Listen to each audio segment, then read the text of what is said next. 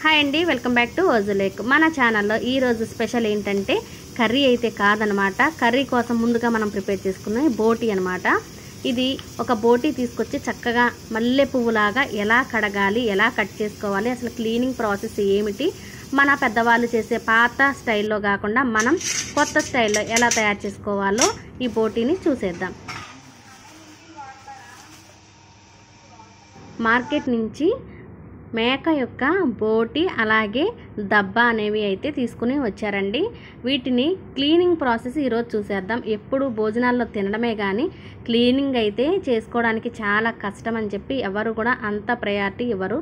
But ఏంటంటే భోజనాల్లో మాత్రం ఎట్టి పరిస్థితుల్లోనూ తినకూడదండి. ఎందుకంటే దీని క్లీనింగ్ ప్రాసెస్ అనేది చాలా డిఫికల్ట్గా ఉంటుంది.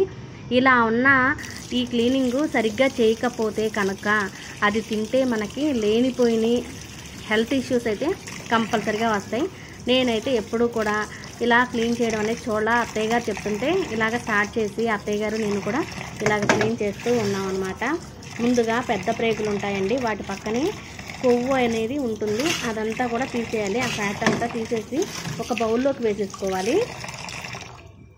ముందు ఒక పెద్ద గిన్నె తీసుకుని దానిలోనికి ఫుల్గా వాటర్ పట్టేసేసుకుని ఇలా మార్కెట్ నుంచి తీసుకొచ్చిన ఈ పొట్ట అలాగే ప్రేగులు అలాంటివన్నీ కూడా దీనిలో వేసేసి చక్కగా కడిగేసేయాలన్నమాట. 2-3 సార్లు ఆ బ్లడ్ అది అంతా పోయే వరకు బాగా కడిగేసిన తర్వాత ఇలాగ బోటీకి ఇలా వేస్ట్ అనేది ఉంటుందన్నమాట. అంటే డస్ట్ కొంచెం మురికిలాగా అలాగా ఉంటుంది.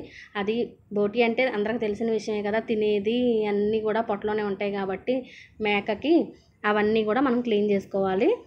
కూర అయితే టేస్ట్గానే ఉంటుంది, ప్రాసెస్ అయితే చాలా కష్టమే. ఇలాగా ఈ బోటీకి ఉన్న కొవ్వు మొత్తం తీసేసి ఈ ప్రేగులన్నిటిని కూడా శుభ్రంగా నీళ్ళతో బాగా కడిగేసేయాలి. చిన్న ప్రేగులు చాలా డిఫికల్ట్గా ఉంటుందన్నమాట. ముందుగా చిన్న ప్రేగుల్ని ఇలాగా వాటర్ ట్యాప్ కింద పెట్టేసేసి వాటర్ని లోపల వరకు పోనిచ్చే విధంగా ఇలాగ మనం పట్టేసుకుని బాగా గట్టిగా ప్రెస్ చేసి లాగాలన్నమాట. అలా లాగుతూ తర్వాత మనం ఇదివరకు రోజుల్లో అమ్మమ్మ వాళ్ళు ఏంటంటే చీపురు పుల్లలు అవి ఇవి పెట్టి తీసేవాళ్ళు.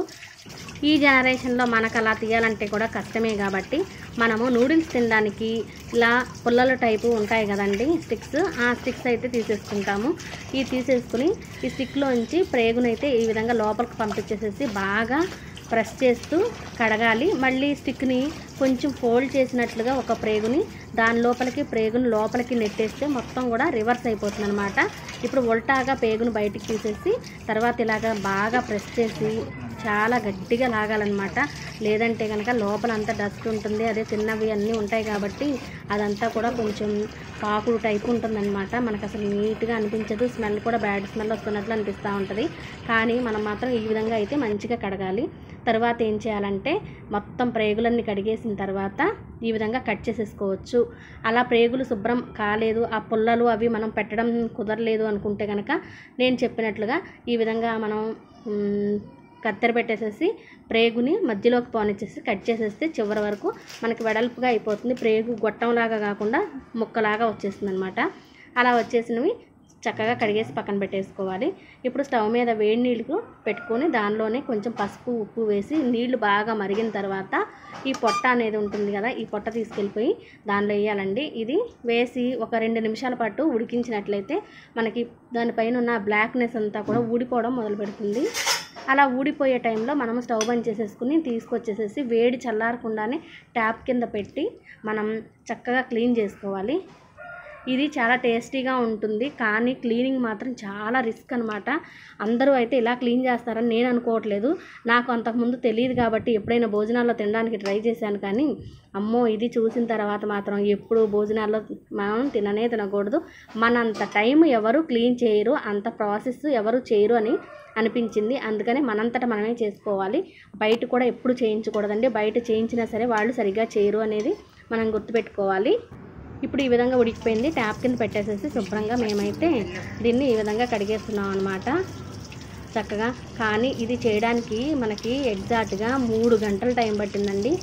అదిగా ట్యాంకులో ఒక అర ట్యాంకు నీళ్ళు అయితే అయిపోయి ఉంటాయి నాకు తెలిసి ఇది కడగడానికి. కానీ ఈ ప్రేగులు కానీ పొట్ట కానీ అంతా కూడా తెల్లగా మల్లె పువ్వులాగా వచ్చిందనమాట.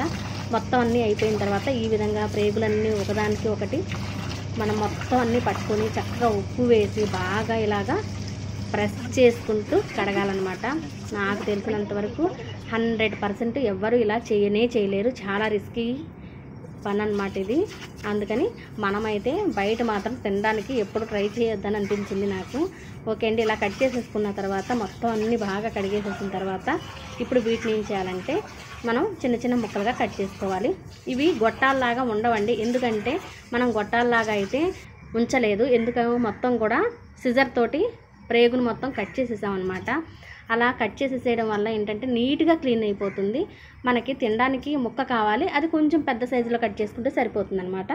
ఈ విధంగా శుభ్రంగా అత్తయ్య గారేమో కత్తిపేటతో కట్ చేశారు పెద్ద పెద్ద ముక్కల్ని, నేనేమో సిజర్ తోటి మొత్తం ముక్కలన్నిటిని కూడా కట్ చేసేసాము. ఈ విధంగా కష్టపడి ఎట్లగొట్ల ఈ గోంగూర బోటి కోసం ఈ బోటిని అయితే రెడీ చేసేసాము.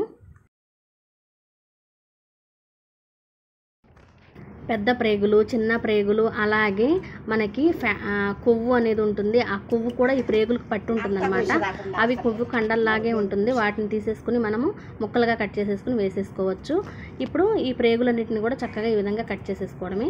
కానీ ఇప్పుడైతే చాలా నీట్గా ఉంది. ఫస్ట్ తేవగానే నాకైతే వామిటింగ్ వచ్చిందనమాట. అంత స్మెల్ మనం అయితే ఎప్పుడు చూడలేదు కాబట్టి నాకు అంత తెలియలేదు. కానీ ఇప్పుడు నేను చేశాను కాబట్టి మనంతట మనం చేసుకుంటే మాత్రం ఈ గోంగూర బోటియే చేసుకోవచ్చు, లేదా బోటి ఫ్రై చేసుకోవచ్చు. చాలా టేస్టీగా అయితే తినేయచ్చు అనమాట.